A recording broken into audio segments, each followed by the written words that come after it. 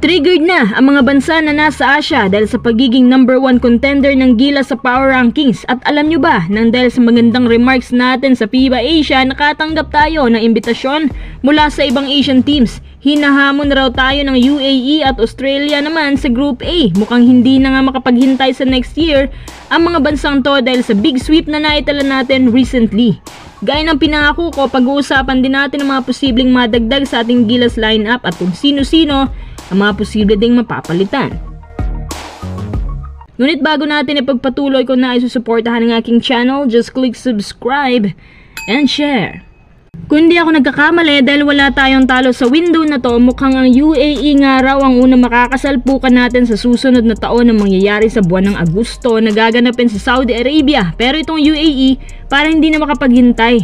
Base sa FIBA records, ang UAE ay bumaba sa pang-apat. Sa second round, nasa ika-4th spot sila sa Group F na dati pangatlo yan. Habang kuha pa rin naman ang Lebanon ang first spot sa Middle East, pero sa power rankings pang-apat lang sila. Habang UAE hindi nga napabilang sa top 10. Malalaki at matatangkad din ang UAE.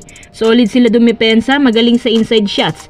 Kung ang Tall Blacks mas magaling sa outside shots, ang UAE iba. Pangmalakasan, pang-physical ang UAE. Meron din silang guard na si Omar Al-Shabebi na nagkaka-average ng 22.8 points sa international level. Di hamak na mas mataas ang efficiency rate niya kumpara sa mga centers natin. Rebounds niya 10 points per game plus may 2.2 assists per game, 2 blocks per game at 1.8 steals per game.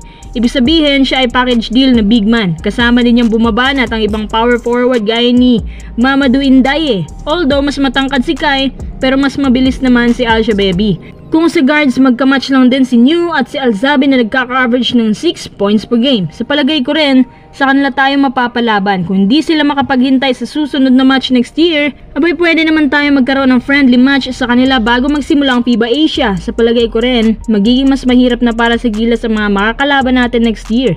Pero again, uulitin ko, iba na tayo nung huli tayo naglaro sa kanila. Yung system natin iba, yung lineup natin. May 7-footer na, may 6'11", 6'9", 6'7 na mga shooter pa. Mas may kalibre ang mga players na sinasama natin. Higit sa lahat, meron pa tayong mga guards na magaling magtimon gaya ni Scotty na mas pina-elevate ang chemistry dahil nga sa tinatawag nilang Ginebra Connection. Kasi si Coach T may parehong pinapatakbong system sa Ginebra at Gilas. Ang kaibahan lang sa Gilas, binabago ito ng konti depende sa availability ng mga players. Kaya kung naghahamon ng UAE, abay hindi naman natin sila uurungan. In fact, sanay na tayo dyan. Kahit sa kanila pa ang home crowd advantage, binubulabog natin sila. Lagi natin pinagmamalaki na meron tayong 7-footer na gumaganda pang lalo ang laro every tournament. Tapos maganda pang chemistry natin with Justin Brownlee. Kaya natalo natin ng Latvia, Team A pa yun. Mas maganda nga siguro kung Lebanon ni Arakji nga mismo ang maghahamon. At Gilas na rin lang ating pinag-uusapan, abay magkakaroon po ng meeting ang Gilas staff at pag-uusapan nilang tungkol sa posibleng pagdaragdag ng mga player sa susunod na taon. Ang una idadagdag mga gwardiya daw. Kung tamang dinig ko, hindi daw galing sa SMC ang mga player na to para may participation ng ibang independent teams. Kukuhanin daw nila yung magaling magtawid ng bola gaya ni New. And of course, yung fresh legs. Sa palagay ko nga galing sa Rosto, parang sila naman ang merong potential players ngayon. Baka si Adrian Nocom yan or Felix Lemeti.